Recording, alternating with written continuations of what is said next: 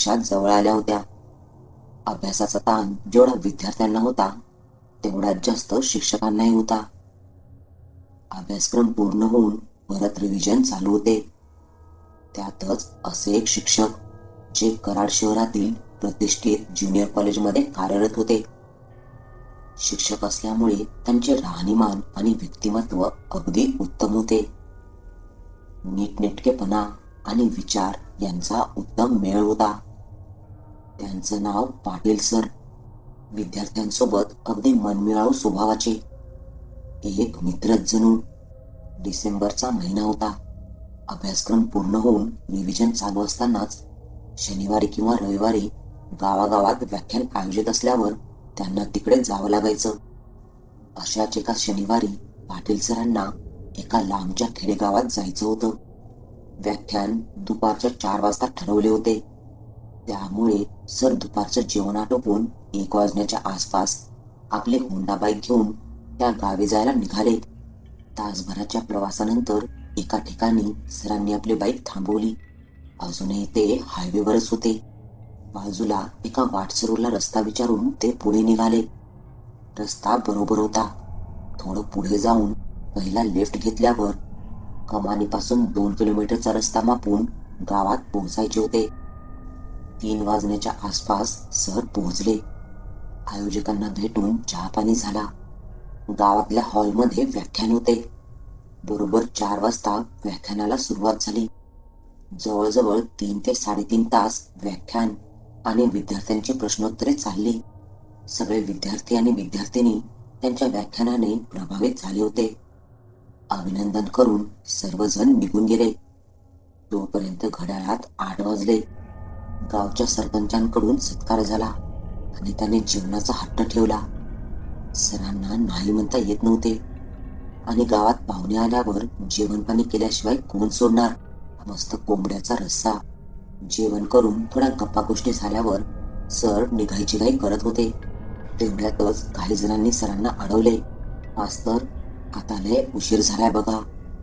आजची रात्र इकडंच मुक्काम करा. नको नको, घरी वाट बघत असतील.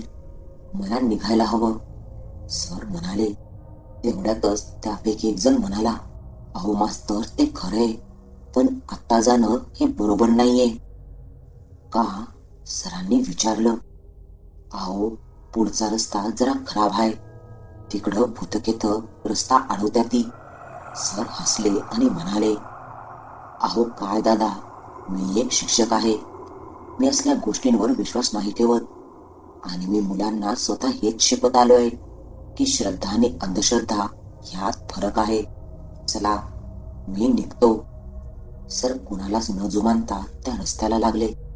गाव सोडून थोडं पुढे गेल्यावर चांगला रस्ता लागला. तो रस्ता पार करून हायवेला लागायचं होतं. तिकडूनच सरळ शहरात पोहोचणार होते. सर बाईकवर हवेच्या वेगात जात होते. मनात लवकरात लवकर घरी पोहोचायचं हाच विचार करून ते सुसाट चालले होते. तेवढ्यातच मागून जोरात हॉर्न वाजला. सरांनी बाईक हळू करून त्या गाडीला जायला जागा केली आणि ती मोठी गाडी धूळ उडवत त्यांच्यापेक्षा जास्त वेगात निघून गेली. त्यांची नजर त्या गाडीवरच होती. त्यांना लांबूनच एक बाई त्या गाडीला हात करून थांबवताना दिसली, पण ती गाडी काही थांबली नाही. ती बाई तिकडेच उभी राहून दुसरी गाडी येण्याची वाट बघत होती. सर त्या बाईजवळ पोहोचले. ती हात दाखवून थांबायची विनंती करतच होती की सर थांबले आणि विचारलं, काय झालंय ताई, कुठे जायचंय तुम्हाला? ती बाई अस्वस्थ वाटत होती आणि रडत होती. बहुतेक काहीतरी वाईट झालं असणार असं सरांना वाटलं. माझ्या नवऱ्याचा अपघात झालाय आणि ते पुढच्या इस्पितळात भरती आहेत. मला तिकडे जायचंय, ती रडत रडत म्हणाली. ठीक आहे, बसा मागे, मी सोडतो तुम्हाला, सर म्हणाले. त्या बाईबद्दल सांगायचंच तर ती एक मध्यम वयाची आणि चांगल्या घरातली दिसत होती. ठीकठाक साडी आणि अंगावर सोनं, हातात छोटं काहीतरी गाठोडं, काहीतरी बांधून घेतल्यासारखं ती सरांच्या मागे बसली. अजूनही ती रडत होती. सरांनी तिला धीर देण्याचा प्रयत्न करत बोलू लागले. घड्याळात 10:30 वाजले होते. सरांनी विचारलं, पण एवढ्या रात्री तुम्ही एकटेच का निघालात? तुमच्या सोबतीला कोणी आले नाही का? अहो, घरात 2 लहान पोरं आणि सासू म्हातारी, त्यांना कुठं रात्रीची नेऊन? इस्पितळातून बाईचा फोन आला, तसं निघाले मी. मला खूप काळजी पडलीये. काय झालंय नीट सांगितलं पण नाही तिने. ती बाई रडत रडतच म्हणाली, सर, बाईक जमेल तेवढ्या वेगात पळवण्याचा प्रयत्न करत होते. थंडी असल्याने गारवारा झोंबत होता. हात थंडगार पडले होते आणि त्या बाईशी बोलत बोलत माहिती काढत होते. अहो ताई, रडू नका, काही नाही होणार त्यांना, तुम्ही शांत व्हा, असं म्हणून सरांनी बाईकचा वेग वाढवला. ती बाई अजूनही हुंदके देत रडत होती. थोडा वेळ झाला. त्या बाईने स्वतःला सावरलं होतं आणि आता ती शांत बसली होती. आता फक्त भिरभिर वारा, तेवढाच काय तो आवाज, बाकी भयान शांतता. ताई, चिंता करू नका, काही मदत लागली तर मी करेन. तिने उत्तर दिलं. तुम्ही मागच्याच गावात राहतात का? सरांनी विचारलं. परत तसेच उत्तर मिळाले. सर जे काही प्रश्न विचारत होते ती फक्त त्यांना असं घुमत उत्तरे देत होती. सर दचकले. थोड्या वेळापूर्वी एवढी रडत हुंदके देणारी बाई आणि आता ही काहीच कसं नाही बोलत. सरांच्या मनात नाही ते विचार यायला सुरुवात झाली. सरांनी बाईकचा वेग अजून वाढवला. तशी ती बाई परत आता सर घाबरले होते. काय करू आणि काय नको असं त्यांना झालं होतं.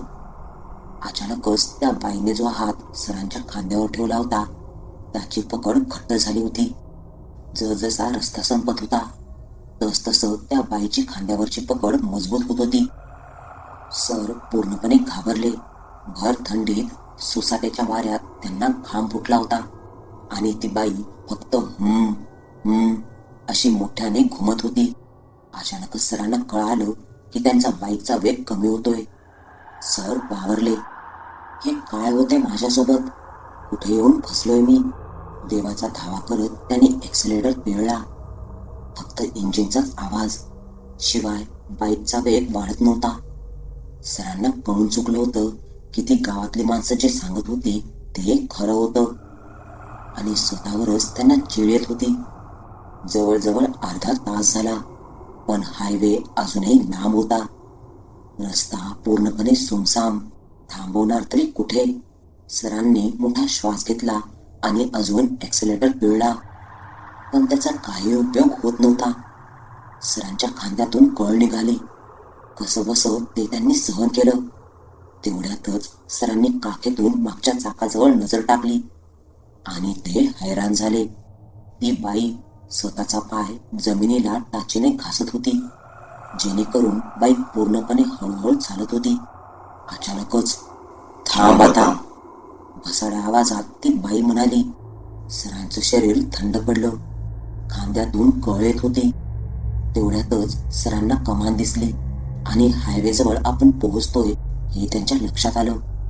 आपण जिवंत राहतोय की नाही हे सरांना कळण्यापलीकडेच झालं होतं. खांद्यातून जोरजोरात कळ, डोक्यातून घाम. त्या स्थितीत सरांनी मागचा पुढचा विचार न करता वेग वाढवायचा प्रयत्न केला. तसा हा आवाज वाढत होता. कमान जवळ आली तशा सरांना वेदना असह्य झाल्या. तसा बाईकचा तोल गेला. वाकडी तिकडी होऊन बाईक स्लिप झाली आणि सर खाली कोसळले. बाईक आणि सर दोघे पण फरफटत कमानीबाहेर जाऊन आदळले.